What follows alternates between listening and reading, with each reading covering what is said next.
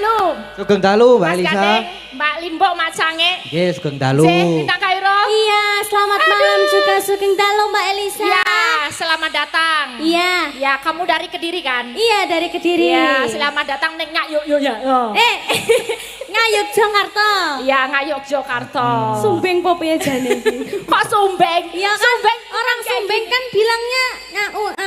Enggak, itu Bindeng. Bindeng. Beda. Sumbeng sama Bindeng beda. Bindeng. Bindeng. Deng. Bindeng. Ya. Bukan bindeng. Iya, bindeng. Bindeng. Heeh, bindeng. Bindeng. Dem. Ya. Piye seneng enggak kalau ke Jogja itu? Iya, suka banget. Apa yang kamu sukai dari Yogyakarta? Alah, ya masa enggak tahu kamu. Ya kamu harus tahu. Tak delok dulu nek mung tekan kene padha wae Batagor karo siome ya ning ndi ono. Apa kalau di Jogja kamu dapatnya apa? Aku kan dapatnya dia, gitu loh. Dia itu yang mana? Yang di sana. Itu yang pakai baju Iya, lurik. gimana sih Yang kamu? di mana? Si kue lapis itu, yang manis-manis itu. Iya. Nggak pernah diajakin jalan-jalan naik motor.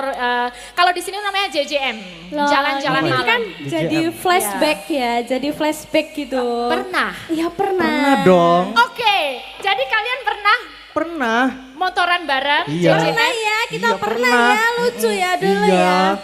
Hampir-hampir Kemana aja? kejegur kalen. Oh, hampir kejegur Iya. kalen. Jalannya peteng soalnya.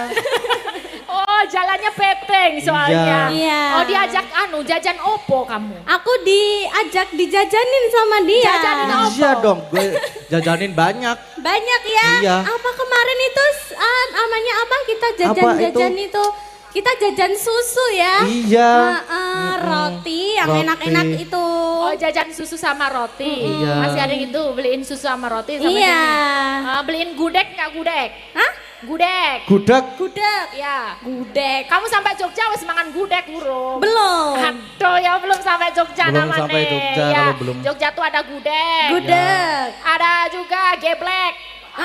Geblek. Aku kok nganu kok ngerasa nih iki. Geblek. Geblek. Nah, itu Geblek. makanan Jogja Kok harus coba. geblek?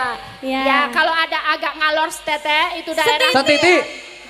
itu ada namanya kaget getuk. aku. Getuk. Getuk. Ya, kamu nyoba belum? Makanan Jawa Tengah itu. Sudah. Ya, ada Getuk juga. sudah. Kalau daerah Gunung Kidul ada namanya truk bintul. Truk bintul. Teruk. Ya. Apa itu Mas Gade? Belum pernah kan? Lah kula nggih mboten ngertos sih. Kowe makannya dolanan. Kayak nganu. Nek numpak motor. Ngenek dhewe iki panganan ini. Ora, kamu naik motor bablas tekan Gunung Kidul ya. Kidul. Kidul. Ya, Ampun. itu ngajeng ngeler itu kan Kidul. Kidul. Kidul. Ya ampun. Di sana ada makanan truk bintul, tanya Mbak Ika tuh ada ya Mbak Ika? Truk bintul itu dari Ketan ada kacangnya. Itu daerah Gunung Kidul. Ya besok kamu bisa tuh sama Mas Gading nyoba-nyoba besok. makanan di daerah Oh, iya. sini Iya. ya, macem-macem. Nah, Iya. ini kan kota ya. Kalau kota ya itu gudeg. Gudeg. Gudeg. Ya. Gudeg ya, bukan gudeg ya. Iya. Itu yang ada itu kupingmu yang budek nanti. Oh beda. Beda. Budeg sama gudeg. Beda. Gudeg itu apa? Gudeg itu makanan. Kalau budeg, itu kamu. aku budeg. Oh, ada juga itu budeg. Apa? Kalau dikukur-kukur, itu ada keluar. Tuh, itu namanya itu kan. Guys, sembah nuwun niki kalih menyapa niki kalih Iya. apa namanya sambil menyela minum air. Menyela minum air. Ya kan kalau ya. namanya kita menyuguhkan sebuah apa tontonan, Tontonan, iya, betul tuntunan, sekali. tatanan. Nah, iki Iya. mau neng kon lakon udah ada tuntunannya, ada Sampun, tatanannya. iya. Saiki tontonane. Tontonane. Carane tombo kesel dinggo sedaya masyarakat sejayan masyarakat masyarakat wonten gejayan menika Ya Allah. supaya capeke kesele ilang. Nah, gitu loh. Mbah aku ora iso Nyoba. ngrasakne Mbak bosomu ki Mbak. Piye? Ya, Cara Kediri mudah enggak carane? Nek Kediri ya jelas gendeng wong sing ngrasakne kuwi. Oh, gendengnya apa? Gendeng itu gila. Oh, gila. Oh, aku pancen rodo gila tapi ora pati yo. Separo. Padahal pripun Pripun? niki Mas? Pripun? Separo gendeng. Sinene jenengan radi-radi ngeten iki to. Sak dalange Mbak jane. Dalange ya malah saya iki. Nah, kalau dalang itu memang harus gendeng. Kalau dalang nggak Iya. gendeng, Iya. itu nggak ditanggap. Loh, Dalang kok kudu bisa? gendeng, sing nututi dalang iki, yogo Iya. sinden kudu koclok. Mergane nututi wong gendeng. Loh, lelek kamu ngatain semuanya gendang. Iya. Terus yang nanggap kita itu gimana? Gendeng, Heeh. koclok, kamu pekok soalnya tadi bintang tamune wong gendeng karo wong koclok. Siapa tadi kamu tanya? Heeh. Yang nanggap Ya. gendeng, pekok, koclok, Ayo, kemuni Apa? apa aku ya arepe? wicaksono. Wah. Soale gelem-gelar dinggo wong gendeng, koclok karo pekok, dadi siji digelar dinggo menghibur para warga. Wah, menika sik Luar nanggap biasa. wicaksono. Tak kira lah arep mbok jelontrokke pisan. Ayo enggak lho. Nggih, mugi-mugi sedaya pangajeng-ajengipun, sedaya Panjenengan kok pangejeng-ejeng. pangajeng-ajeng itu adalah harapan Dek Lintang. Kamu belum tahu, kamu buka Apa? pepak Boso Jawa ya? Kamu Oh, iya. nggak ada ya di Gen Alpha, Gen Z tuh nggak ada ya pepak Boso Jawa? ya? Ada. Iya itu. Kayak kita harus punya yang namanya pangajeng-ajeng. Kue kudu ngajeng. Pangajeng-ajeng bahaya nek pangajeng-ajeng iki. Harapan. Apa? Pangajeng-ajeng. Pangajeng-ajeng. Pangajeng-ajeng. Ajeng-ajeng. Pangajeng-ajeng. Ngajeng-ngajeng ngosep dhuwur Hei. langit.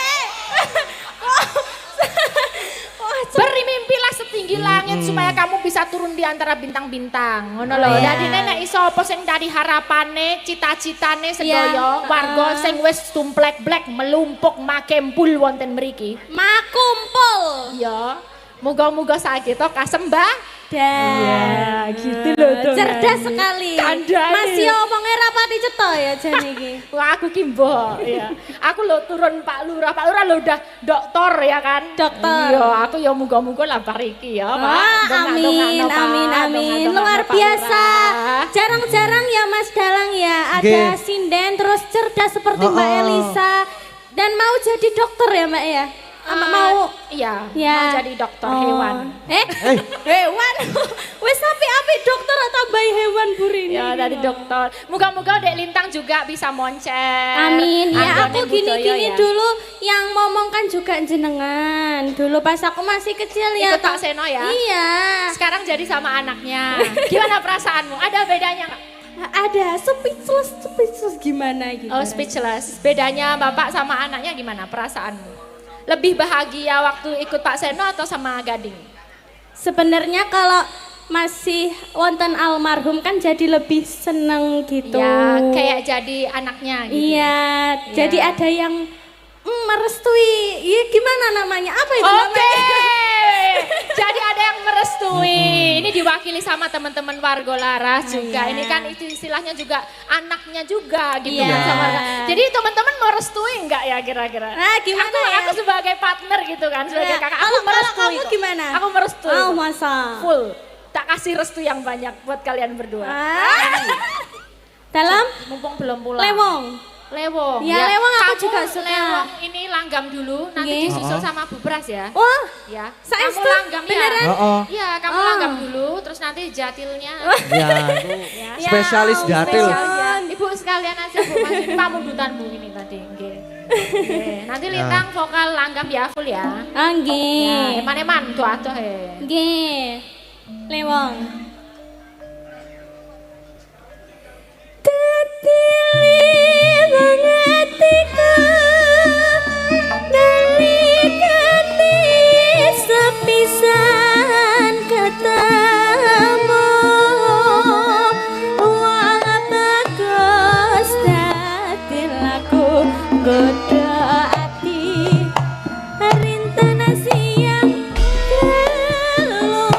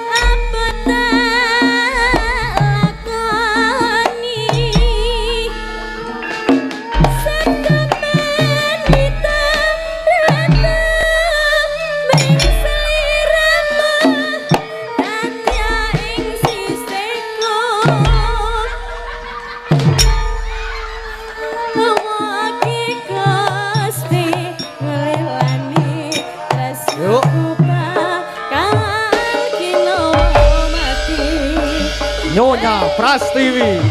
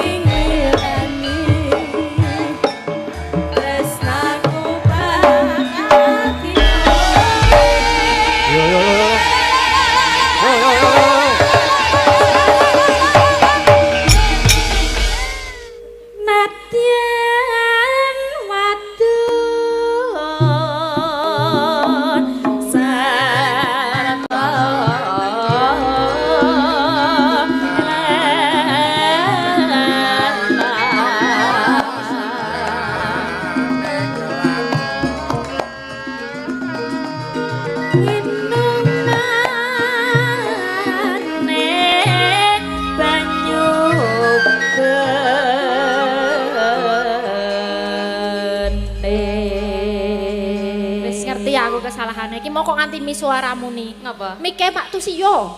Kok iso ngapa? Lah yo kok rinde kok. Iki mau pas nadian wadon ki ora muni, suara sulingnya ra muni. Coba Pak, anu suara suling sing cuwet to, Pak. Lho, suara suling ngumandang suarane ngono. Suara suling ngumandang suarane. Wah, yemun. Tan paling ngulon apa setyane kalakon, setyane kalakon. Nah, ngono lho, luar biasa. Wah, kok ra krungu blas. Ngapunten lho Pak Tus ya. Wah, iki mbiyen yo nyontek ya aku ya melu Pak Seno pertama ya aku ra iso omong nai contekan lho Pak Tus ya. Nggih. Di jaman berjuang jere kelingan anak-anak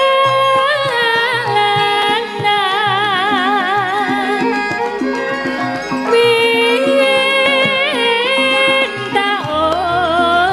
openi ning saiki ana ngendi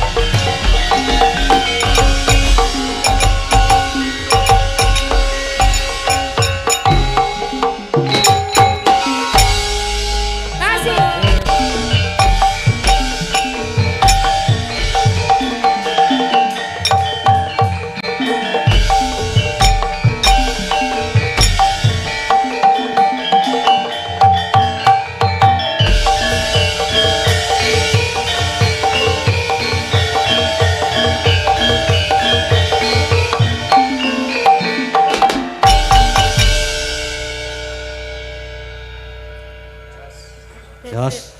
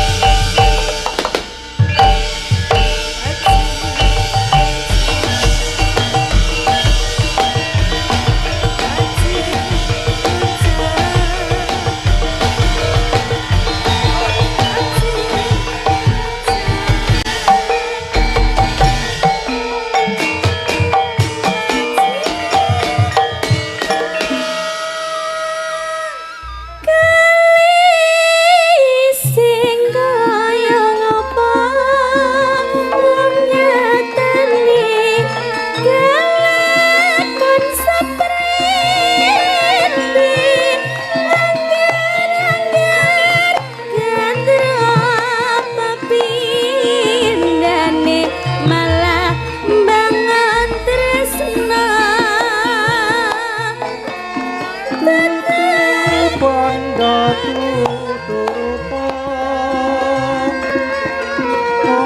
pengatine hati tetaline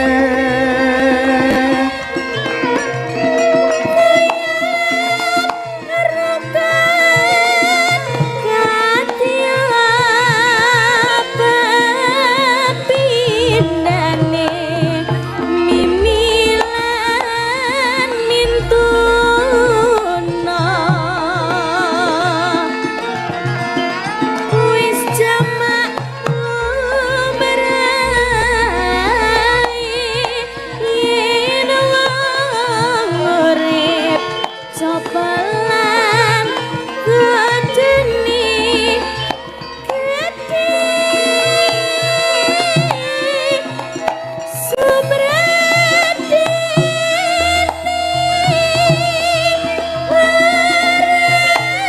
waranganti dadak dadi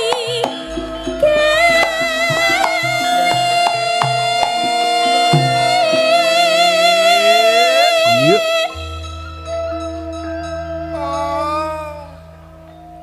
aduh tiba apeku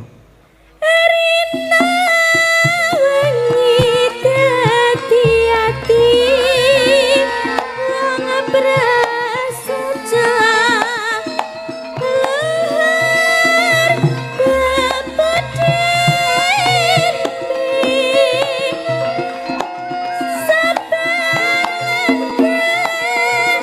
mati mamang putra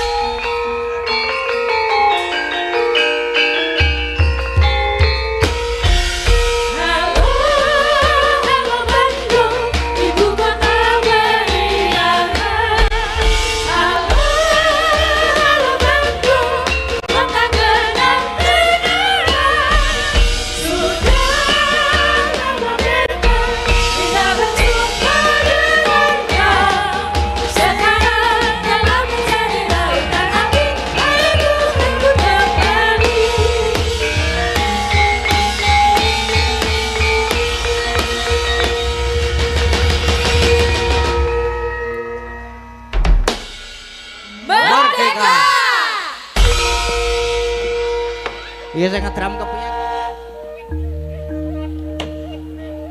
Kadangipun Kakang Nyai Werkudara, Dimas Harjuna lan Yai Kembar. Yai sayektine rehning wis gumolong cipta rasa lan karsanipun Kakang lan Siadi. Ora liya muhung angesti kaweningan murih tinampa dening Jawata.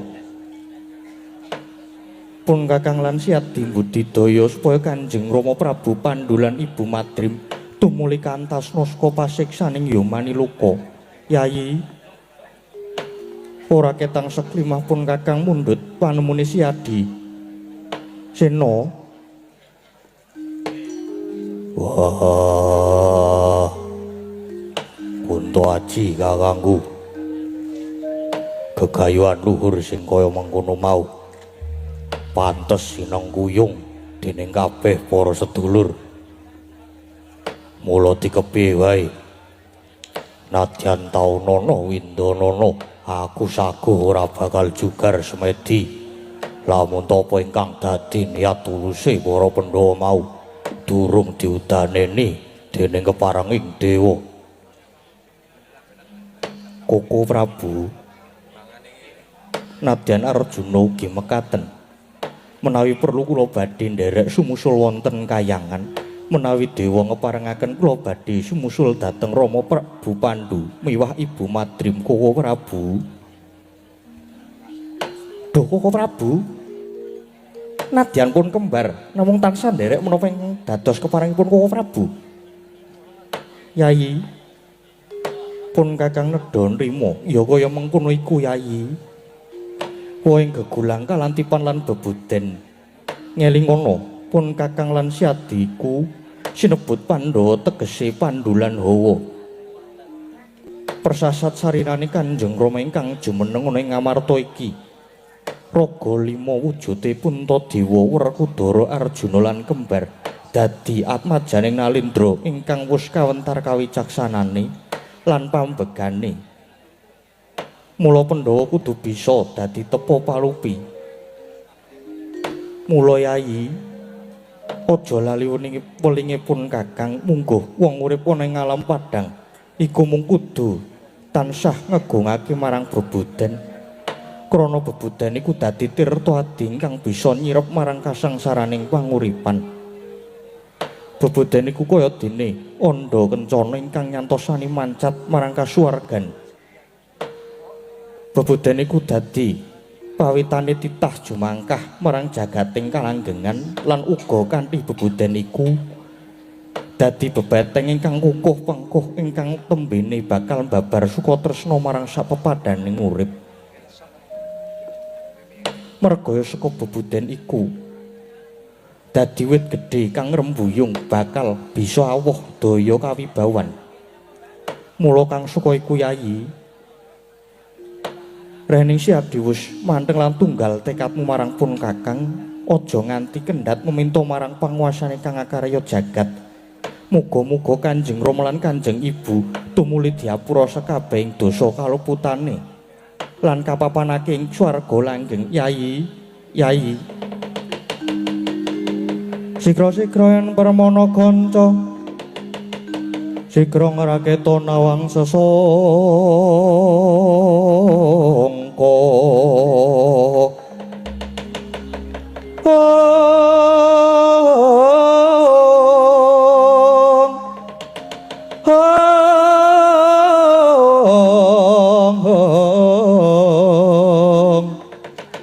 Kuyang lenggahing Sri Nalendra ambek marwa sing sang katriku mulung mangrempak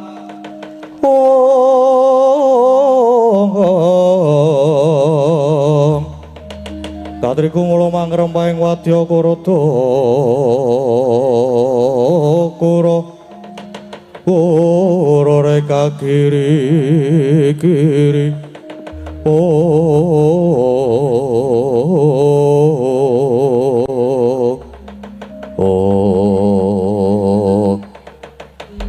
mangkono para Pandhawa wis gumolong ing tekad manunggaling sedya denira badhe nyuwargaken ingkang Rama Prabu Pandhu Dewanata miwah ingkang Ibu Madrim pramila rasa nglajengake mangsah sumedi nanging carita bebasan anglenggahe kanyut pinangka wardu kanyut wong angganten pinangka wardu ngakecoh nginango durung abang ida dering manjing pertala dadak sakala praptaning jawata ing suduk pangudal-udal nanging Sang Hyang Bathara Narada Humyang Marcapada merpaki umyaning para Pandhawa dadosaken kagiyating kalih para Pandhawa.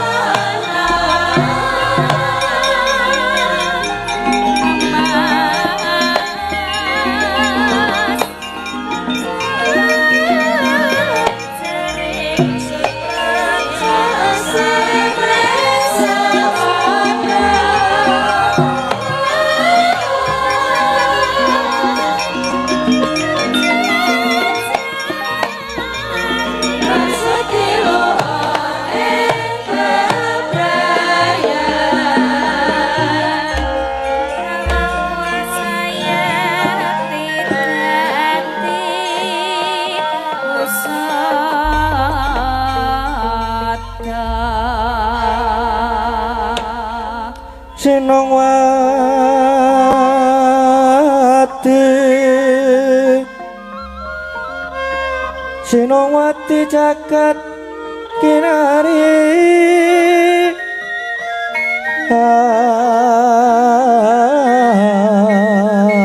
amo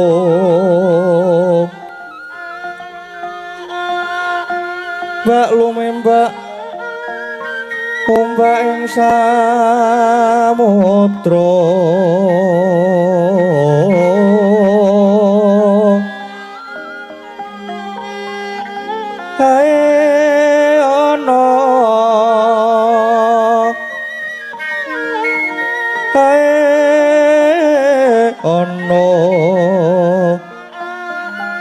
bali lumut ambek kanggeng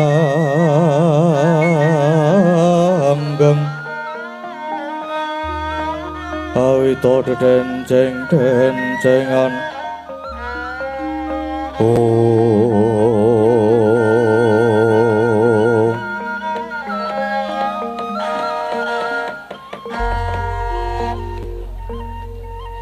Duh pukulun jimat pepunden kula sarawuh paduka ingkang wayah pun punta ngaturaken sumengkeming pangabekti mugi kunjuk wonten ngarsa paduka Hyang Adi pukulun Perkencang warudaya Pak Pong Bu bola kali cuti sapa sing gawe Putu Prabu iya jeneng kita ngaturake pangabekti wis ulun tampa karya bombong pengalih ulun Pastulun wae tampanana Putu Prabu. Kula nuwun inggih kapundhing mestaka mugi ndadosna jimat paripe dayanana kanugrahan dhateng ingkang wayah. Wah. Rada kakeku. serawuhmu kepareng aku ngaturke bekti kulan basaku katur. Ya Werkudara, ya. Wong sulun napa ndadekke bawang ing sulun. Pangesulun wae tumandha marang jeneng kita Werkudara. Yo tak pundi dadi jimat Pukulun. Ingkang wayah Arjuna ngaturaken sembah. Duh Pukulun.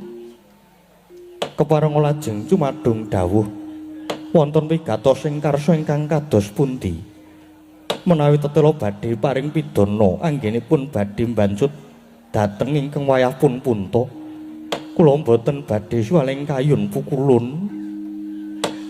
Kita aja kado ati kejeron penapa. Kula nuwun marca padha lan jujung sanggar pamujan negara Ngamarta iki mboya nedya paring pidana nanging persajan wae. Ulun mundi dawuhe Adi Pramesti Bathara Guru. Dene sing dadi surasane ulun supaya nimbali marang jeneng kita Kaki Puntadewa supaya munggah ning Kayangan Suralaya. Ya ing Kayangan Jonggreng Saloka. Bareng marang laku ulun. Inggih. Menawi kepareng paduka Pukulun mekaten wontenipun kula namung sendika nderek Pukulun. Wah, mengko dhisik. Nrada kakekku. Danur Gunung Kadingaren, guru kakekku kok nimbali barep kakangku supaya munggah ning Kayangan. Ana wigati apa? Wah. Ulun iki umamane medharake wigatine ora wurung iki mengko dadi perkara. Nang yen ora ulun medharake kok nyatane kedadiane kaya mengkono. Werkudara, ulun iki mung didhawuhi supaya nimbali kakangmu Puntadewa. Rasah dadajiku Werkewu. Wah, mara Gage Wedarna. Yen Punta Aji kakangku arep ditimbali ning Kayangan. Upamane arep diparingi bebungah, banjur lelaban apa ingkang nate didin. Menapa dawuh? Wah, dewa dikongkon nimbali titah kok ora genah perkarane. Ora ngerti wigatine. Monggo kowe mau padha nek diodarke bakal dadi perkara. Neng nek mbok wedarke kowe ya ewuh Werkewu. Saiki rasah nganggo Werkewu. Wah, Gage Wedarna. Apa sing dadi karepe guru kakekku? Wis ulun kandhake ngarep yen ta ulun saderma mundi dawuh supaya nimbali tok. Wis. Lan ulun nadyan dewa nanging ibaratmu balang watu. Disawatke ngalor ya ngalor kon ngidul ya ngidul. Wah, yen ngono ora ana bedane dewa karo watu. Kowe dikongkon karo guru kakekku kok nimbali barep Punta Aji kakangku. Nek nganti ora cetha perkarane. Wah, aja takon dosa. Wah. Urung-urung iki wis. Urung-urung malah wis ngacem karo dewa ya. Ngene ya Werkudara. Satemene ulun ngerti marang kersane adik guru. Nanging ulun mboyaken nomblakake marang jeneng kita. Monggo perkarane lan wigatine mboyaken diwedharke ana kene. Merga mengko adik guru dhewe ingkang bakal medharke. Wedarna saiki ngene. Wah, perlune ben kabeh do ngerti. Wah, iki bocah apa ya iki? Rambukan kok ngoyak wae ya wis ngene persajan wae, persajan. Gage Puntadewa ditimbali ya merga saka dosa kaluputan ingkang sinandang. Dosa lupute apa? Gage omong dosane apa? Lupute nggon apa? Dosa lan lupute ora liya sepisan nggone Tarabrata Amatiraga kena denarani manunggal cipta nganti lirwa marang keprabone temah gawe daya geter ana ing Kayangan.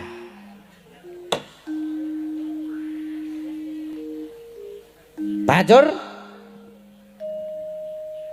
nganti gawe menceng potogalogal kawah umup mawalian kaping pindho Dasura Patrapesi Puntadewa mergawani mapaki drajate tataraning para dewa kuwi Werkudara.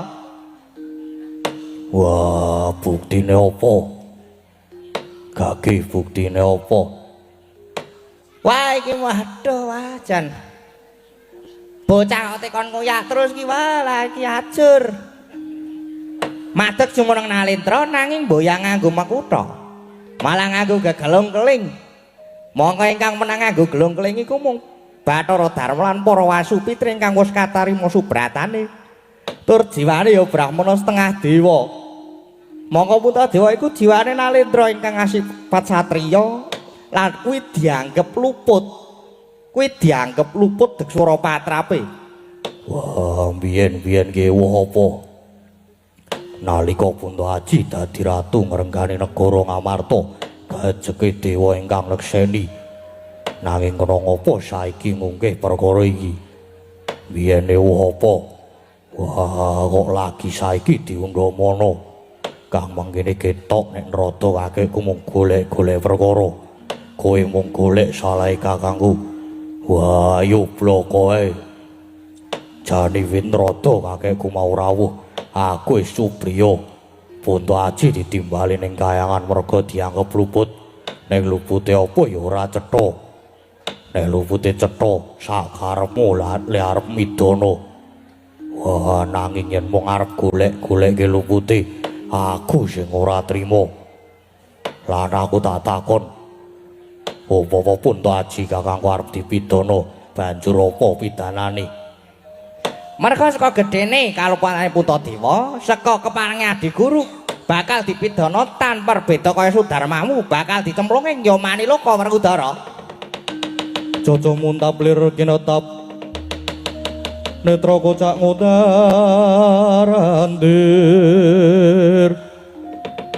hidup nyawa ngolo cokro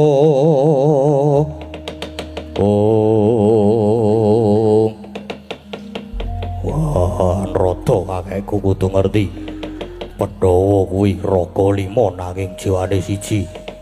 Wah, mula kowe mau kandha yen to Puntahaji kakangku bakal dicemplungke ning Yomani Werkudara sing ora trima. Lho sebabe apa kita ora trima Werkudara? Aku wis kandha Pandhawa kuwi raga 5 jiwane siji lan kaya dinindok sak petarangan. Mula gandeng Narada medhun ning kene iki mung dadi wakile guru kakekku. Semono uga Puntahaji kakangku nggone arep dijak munggah ning kayangan ya kudu diwakili. Lho, sapa sing dadi wakile? Aku sing dadi wakile. Pukulun mboten namung Kakang Mas Werkudara, kula inggih sagah dados wakil. Kula inggih sagah dados wakil Pukulun. Wah, lah iki perkencang Warodaya. Sing arep nampa paukuman ki Puntadewa. Lah kok malah kita bocah papat sing arep makili. Nek oleh ya wong papat sing mangkat. Nek ora oleh diwakili malah sisan Pandhawa 5 ora munggah ning kayangan. Werkudara gandeng sing nandhang keluputan iki pun Kakang. Mula aku wae sing suwanana ing kayangan. Rasa wah iki perkarane ora cetha. Tegese dewa mung arep golek-golek perkara. Mula Narada kakekku oleh ora oleh Pandhawa papat ingkang kudu munggah ning kayangan makili Puntahaji kakangku. Piye Bu? Putu Prabu Punta. Nggih. Yen mekaten kula sumanggahaken Pukulun. Ya wis. Yen ngono Pandhawa papat ya kadang-kadang kita ulun kanthi munggah ning kayangan. Dadi wakil kita babar pisan ulun minta pamit ya, Ger. Nedya makayangan meneh nganti kadang kita papat. Nggih, Pukulun. Sembah kula miring jengkar paduka. Ya, Werkudara ge pamit. Wah, yo. Wah, Puntahaji kakangku aku njaluk pamit munggah ning kayangan dadi wakilmu. Yo Di.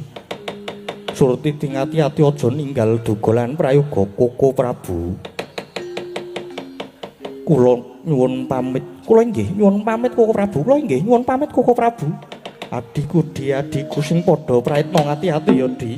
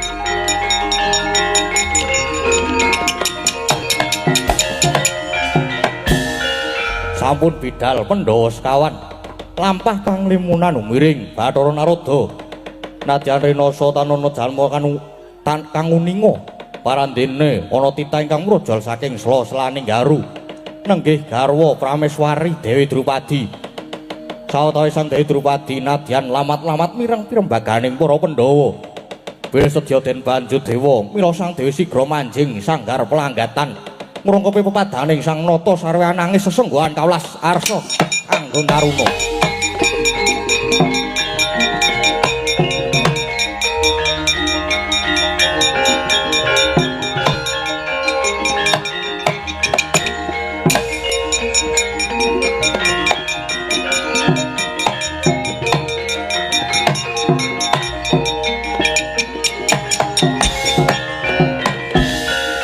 Yai Ratu Yai Drupadi siraya ing ngrungkepi pepadaning pun kakang sesenggukan nggonira nangis nganti deleweran waspamu kena ngopo solah selagamu semureng ngopo kleru tumindakipun kakang